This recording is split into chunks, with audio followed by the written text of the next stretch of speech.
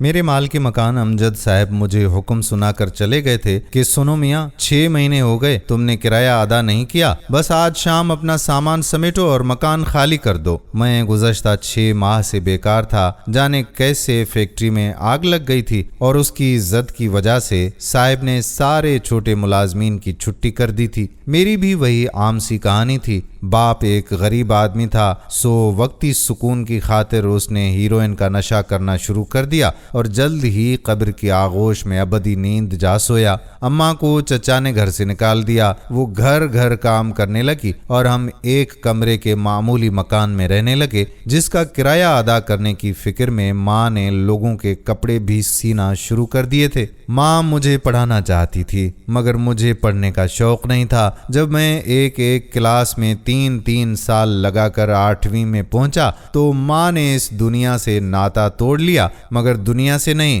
صرف مجھ سے۔ دنیا سے ناتا تو ابا کے مرنے کے بعد خود بخود ٹوٹ گیا تھا۔ مجھے ایک گارمنٹ فیکٹری میں 2000 کی معمولی تنخواہ پر نوکری مل گئی تھی اور میں اس میں سے 800 روپے اس کمرے کا کرایہ دیتا اور باقی میں اپنا خرچہ اٹھاتا۔ لیکن پھر فیکٹری میں لگنے والی آگ کی زد میں مجھ سمیت کتنے ہی مزدوروں کی مزدوری بھی آ گئی تھی۔ میں سامان سمیٹ رہا تھا جب امجد صاحب ایک بار پھر آئے اور بولے، یہ سامان اٹھانے کی ضرورت نہیں ہے، جب کرایہ ادا کرو گے تو سامان مل جائے گا۔ کرایہ ادا کرنا میرے بس میں نہ تھا، سو چند جوڑے ایک پرانے بیگ میں رکھ کر سامان پر الوداعی نظر ڈالی اور باہر نکل آیا۔ امجد صاحب کو چابی دینے کے بعد میرا رخ اپنے ایک دوست شریف کی جانب تھا۔ وہ شہر کے ایک پوش علاقے میں رہائش پذیر تھا۔ جانے کیا کرتا تھا وہ، ورنہ پہلے تو وہ بھی میری ہی طرح تھا، ہاں مگر پڑھائی میں مجھ سے اچھا تھا۔ شریف کے گھر پہنچا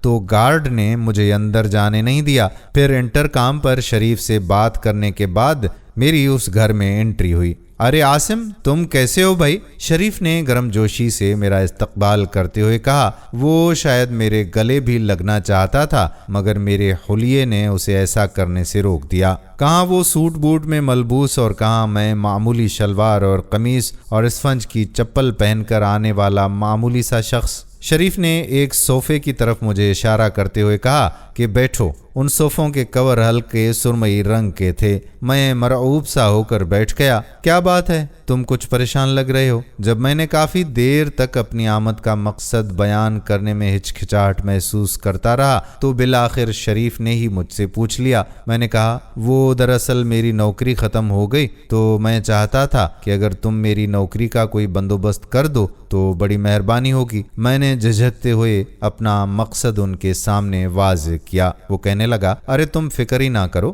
میں آج ہی تمہیں باس سے ملوا دوں گا، سمجھو کہ تمہاری نوکری پکی۔ شریف نے مجھے مسکراتے ہوئے کہا۔ تو میں نے کہا کہ کیا تم سچ کہہ رہے ہو شریف؟ میں نے حیرت اور خوشی کی ملی جلی کیفیت میں اس سے کہا تو اس نے کہا کہ ہاں، ابھی کھانا کھاؤ، شام کو باس سے ملنے چلنا۔ اس وقت میں اور شریف باس کے سامنے موجود تھے۔ یہ ادھیڑ عمر کا ایک کرخت چہرہ شخص تھا۔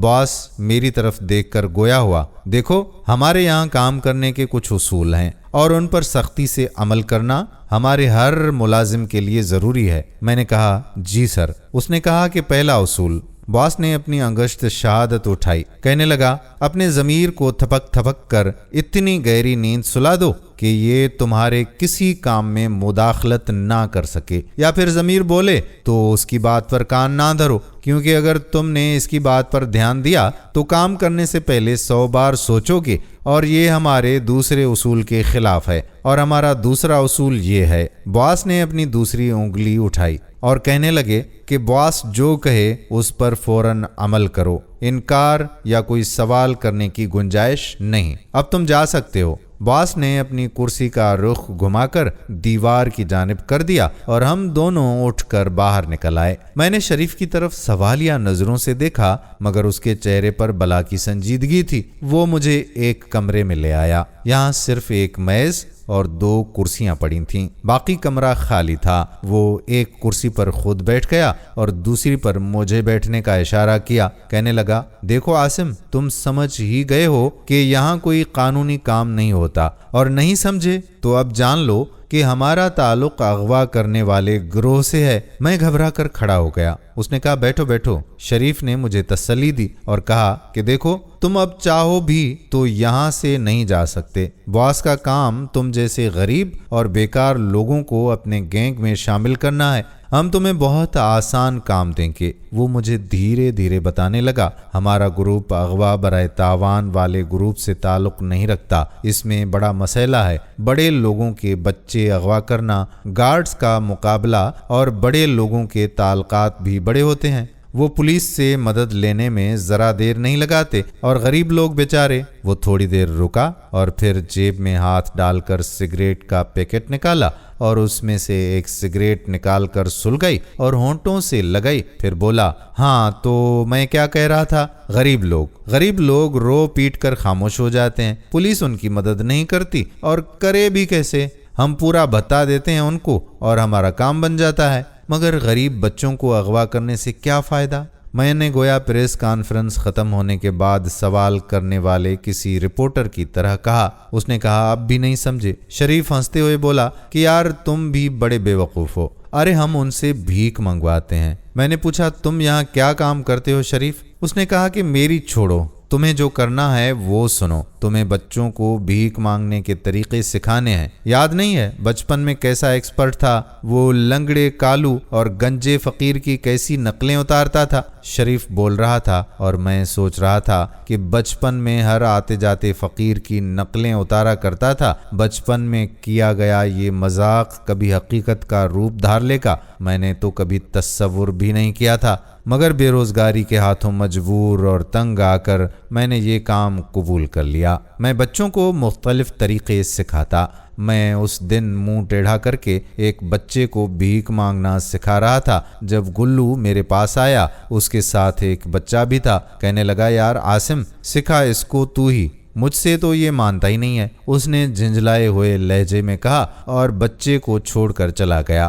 گلو کون ہے؟ گلو بھی یہاں اسی کام پر مامور تھا جو میں کرتا تھا۔ میں چند دن ہی میں اپنے کام میں ماسٹر ہو چکا تھا۔ جو بچہ مجھ سے ذرا ضد کرتا میں اسے سخت سزا دیتا۔ باس کے دونوں اصول مجھے ازبر تھے۔ کبھی کبھی میں سوچتا کہ میں کیا تھا اور کیا ہو گیا۔ میں ضمیر کو کبھی جاگنے نہیں دیتا تھا۔ مجھے لگتا تھا کہ ضمیر مر گیا ہے۔ میں نے ایک نظر بچے پر ڈالی۔ میرے اس طرح دیکھنے سے وہ سہم گیا۔ میں نے کہا ادھر آؤ۔ میں نے اشارے سے اسے بلایا۔ وہ ڈر کے مارے وہیں کھڑا رہا۔ ذرا ادھر لاؤ اسے میرے پاس، میں نے ایک بچے سے کہا اور اس نے اسے میرے سامنے لا کر کھڑا کر دیا۔ وہ 10-11 برس کا ایک معصوم بچہ تھا۔ میں نے کہا کیا بات ہے، کیوں نہیں سیکھتے ہو تم ہمارے طریقے؟ میں نے حتی الامکان لہجے کو سخت بنایا تو اس نے کہا میں بھیک نہیں مانگوں گا، مجھے اپنی امی کے پاس جانا ہے۔ اس کے لہجے میں بلا کا اعتماد تھا۔ ایسا پہلی بار ہوا تھا کہ کسی بچے نے میرے آگے زبان کھولی تھی۔ میں نے اس کو بہت بری طرح مارا۔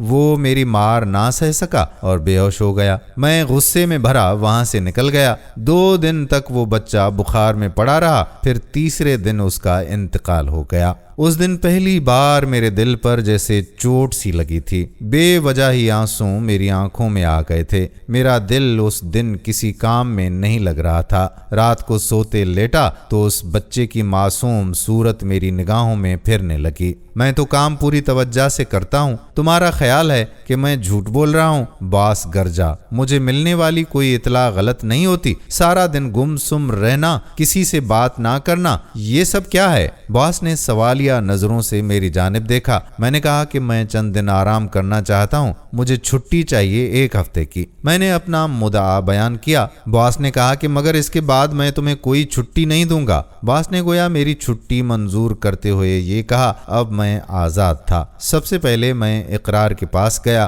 یہ ہمارا گینگ کا خاص آدمی تھا۔ اس کا کام یہ تھا کہ جتنے بھی بچے آتے ان کے نام اور پتے ایک رجسٹر میں درج کر دیتا۔ مجھے اس بچے کے گھر کا پتہ درکار تھا جو میں نے اقرار سے حاصل کر لیا۔ اس نے بغیر کسی تردید کے مجھے اس کے پتے سے آگاہ کر دیا تھا۔ اس کا گھر شہر کے پسماندہ علاقے میں تھا۔ معمولی سا 2 کمروں کا مکان تھا جس پر ٹین کی چادروں کی چھت تھی۔ جگہ جگہ سے ہوئی مرمت کے آثار بتا رہے تھے کہ یہ مکان موسم کے تھپیڑے برداشت کرتے کرتے تھک گیا تھا۔ ابھی مکان کا جائزہ لے ہی رہا تھا کہ اچانک گلی میں ایک شور بلند ہوا اور میں جو نہ جانے کون سی کشش کی تحت کھینچا اس کے گھر تک چلا آیا تھا، اس جانب متوجہ ہو گیا تھا۔ میں نے دیکھا کہ ایک الجھے بالوں اور ملگجے کپڑوں والی عورت نے ایک بچے کو پکڑ رکھا ہے۔ وہ اسے خود سے چمٹائی پیار کر رہی تھی، کبھی اس کے ماتھے کو چومتی، کبھی بال سنوارتی۔ ساتھ ہی کھڑے لوگ اس بچے کو چھڑانے کی کوشش کر رہے تھے جو گھبرا کر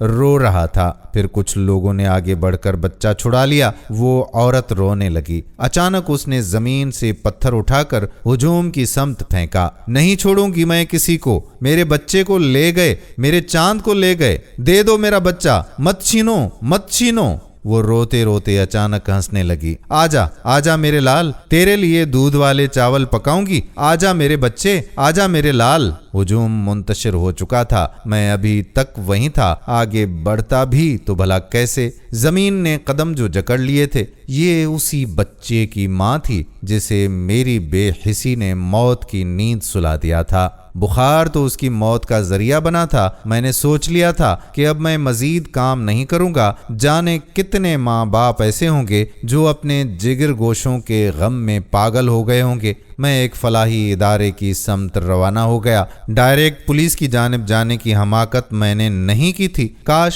ہم اپنی پولیس پر اعتماد کر سکتے۔ ٹھیک ہے، سارے لوگ ایک جیسے نہیں ہوتے، مگر اتنی مچھلیوں میں اندازہ نہیں ہوتا کہ کون سی مچھلی گندی ہے۔ میں نے بڑے دکھ سے سوچا۔ میں نے سب سے پہلے تو اس ادارے کے سربراہ کو ساری بات بتائی، پھر انہیں تمام اڈوں کے مقامات سے آگاہ کر دیا۔ چلتے وقت انہوں نے کہا تھا کہ تم فکر نہ کرو، انشاءاللہ تعالی کل تک مجرم اپنے انجام کو پہنچ جائیں گے۔ پھر اسی رات اڈوں پر چھاپا پڑا اور تمام بچے پولیس نے اپنی تحویل میں لے لیے۔ مجھے بھی گرفتار کر لیا گیا، مگر چونکہ میں نے پولیس کی مدد کی تھی اس لیے جلد ہی رہا ہو گیا۔ تھانے میں سینکڑوں ایسے والدین جمع تھے جن کے لختے جگر ان سے بچھڑ گئے تھے۔ اتنے سارے بچوں کو ان کے والدین تک پہنچا کر میں نے روحانی خوشی محسوس کی تھی، مگر ایک پھانس ہے جو مرتے دم تک میرے دل میں پھنسی رہے گی۔ آج بھی جب میں سونے لیٹتا ہوں تو ایک پاگل عورت کا چہرہ میری نگاہوں کے سامنے آ جاتا ہے۔ ایک آواز میری کانوں میں گونجتی ہے، آجا میرے لال، میں تیرے لیے دودھ والے چاول پکاؤں گی، اور یہ میری سزا ہے جو مجھے سونے نہیں دیتی۔ خدا مجھے معاف کرے۔ دوستو، ہم امید کرتے ہیں کہ یہ کہانی بھی آپ کو ضرور پسند آئی ہوگی اور اپنے دوستوں کے ساتھ شیئر بھی کریں گے۔ کمنٹ سیکشن میں ضرور لکھ کر بتائیے گا کہ یہ کہانی کیسی لگی۔ اس کی مصنفہ ہیں عائشہ ناز۔ اب آنے والی ویڈیو تک اپنے میزبان قادر بخش کلہوڑوں کو اجازت دیجیے۔ اللہ حافظ۔